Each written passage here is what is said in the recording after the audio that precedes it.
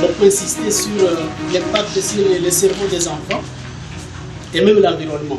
Nous allons insister et voir est-ce que légalement on peut être ici pour réfléchir sur ça et même introduire ça dans les programmes nationaux. Zéro déchet plastique, c'est dans cette grande motivation que l'organisation d'appui aux initiatives communautaires de développement durable AICED en sigle avec les partenaires GAIA ont organisé un atelier de renforcement de capacité des enseignants de l'école maternelle, primaire et secondaire dans l'objectif de parler sur la pollution et traite plastique afin de lutter contre le méfait des produits toxiques contenus dans les plastiques sur le cerveau des enfants et son impact sur les problèmes d'apprentissage en promouvant une éducation environnementale, légale et pratique. Faustin Niebonnet, le directeur exécutif national de l'AICED, dans son intervention, montre que l'avantage de cet atelier est de bien montrer aux enseignants et inspecteurs que le plastique a un danger pour les humains, surtout chez les enfants. Alors nous voulons vous amener à l'approche durable.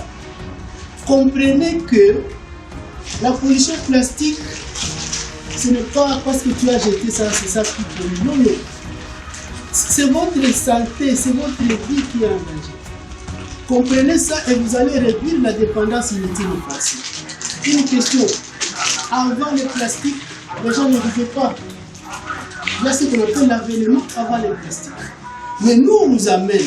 On ne vous explique pas que ça, ce n'est pas bon pour votre santé. Aujourd'hui, le plastique, c'est devenu un problème. Et pourtant, à notre époque, ce n'était pas un problème. C'est pourquoi l'éducation environnementale de l'UNESCO doit aussi voir comment le monde est en train d'évoluer et s'y adapter.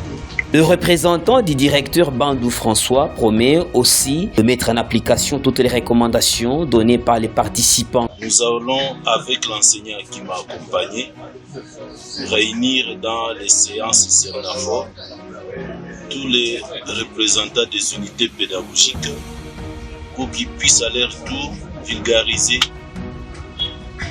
les éléments qu'on a recueillis dans cet atelier auprès des autres enseignants et qu'à leur tour, dans leurs classes respectives, ils puissent faire de même auprès des enfants.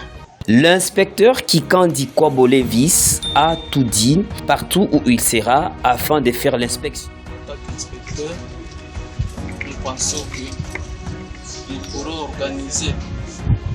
D'abord, l'atelier a été bien passé. En tout cas, nous avons parlé de beaucoup de choses par rapport à la pollution des plastiques.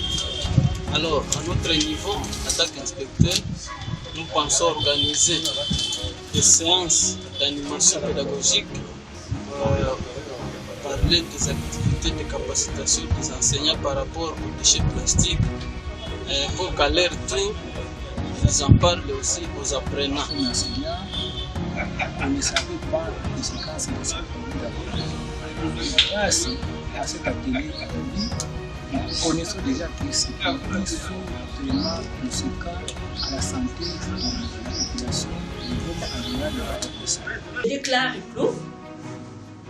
L'atelier, c'est sur ces mots que je déclare clos. L'atelier sur le renforcement des capacités des cadres et enseignants sur la pollution plastique et les traités plastiques pour lutter contre les méfaits des produits toxiques contenus dans les plastiques et sur les cerveaux des enfants et son impact sur les problèmes d'apprentissage, à promouvoir une éducation environnementale légale et pratique dans la ville de Goma. Je remercie que vive la province éducationnelle du Nord Kivu. Merci.